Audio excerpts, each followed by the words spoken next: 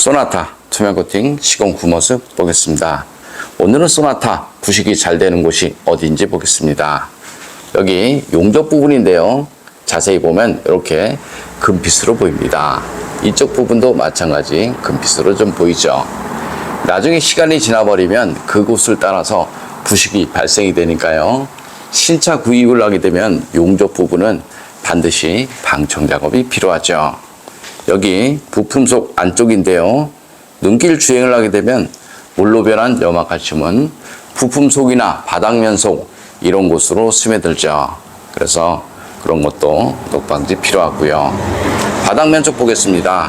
바닥면 쪽의 언더코팅은 부싱이 있는 부분 이렇게 좀 되어 있습니다. 조수석 쪽 보겠습니다. 여기도 마찬가지 부싱이 있는 부분 이렇게 좀 되어 있는데 이거의 목적은 자동차 녹방지 아니고요. 노면에서 올라오는 진동, 흡수가 목적이다. 이렇게 생각하셔도 됩니다. 바닥 겉면보다도 바닥 속면의 녹방지가 훨씬 더 중요한데요. 바닥 속면에는 사실상 0% 되어 있습니다. 벤츠나 아우디, BMW 차량을 보면 차체 속에는 방청제가 흘러 넘칠 때까지 시공이 돼서 나오죠. 하지만 우리나라 차량은 그런 거 없고요. 차체 속에는 0% 되어서 나오죠. 여기 뒤쪽 서스펜션 있는 부분인데요. 이런 곳은 염화칼슘이 흐릅니다. 볼트, 너트 이런 곳은 염화칼슘이 머무는 곳이죠. 그래서 자동차 녹방지는 염화칼슘이 흐르는 곳이 아니고 머무는 곳, 그런 곳에 꼼꼼하게 코팅하신 것이 좋습니다. 여기는 뒷바퀴 휠하우스 있는 부분인데요. 방지 매트 시공이 되었습니다. 방지 매트 끝나고 나서 신슐레이터로 네 바퀴 모두 이렇게 시공을 합니다. 그럼 노면에서 올라오는 진동, 소음 이런 것들을 잡아줄 수 있습니다. 여기는 트렁크 있는 부분인데요. 이렇게 염화칼슘이 흐르는 곳 딱 정해져 있죠. 이런 곳은 염화칼슘이 머무는 곳이죠. 자동차 녹방지는 염화칼슘이 머무는 볼트, 너트, 부싱 있는 부분, 접합 부분 이런 곳에 꼼꼼하게 코팅을 해야지 자동차 부식을 막을 수 있습니다. 10년 이상 된 차량을 보면 이런 곳은 사실상 부식이 없다 이렇게 생각을 하셔도 되고요.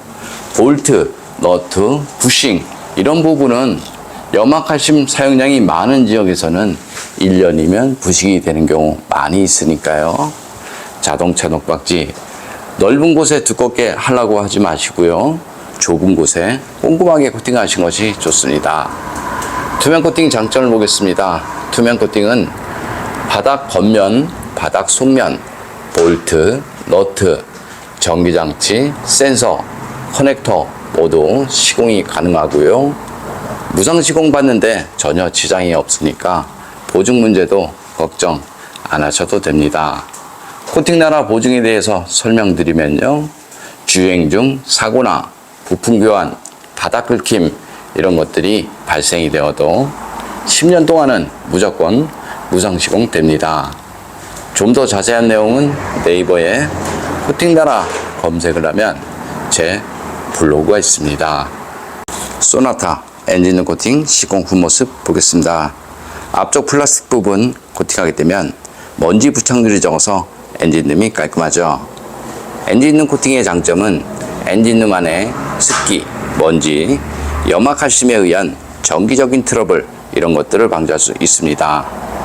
코팅제가 건조가 되고 나면 커넥터, 센서 잘 빠지고요. 무상 수리 받는데 지장 없으니까 걱정 안 하셔도 됩니다. 염화칼슘 사용량이 많은 지역에서는 엔진룸 안쪽으로 염화칼슘 가루가 이입이 되는 경우 많이 있고요. 쉐보레 볼트 전기 차량을 보면 엔진룸 저렴 코팅이 시공이 돼서 나옵니다. 그래서 염화칼슘 사용량이 많다라고 생각되면 언더 코팅을 할 때 엔진룸 저렴 코팅은 필요하다. 저는 이렇게 봅니다.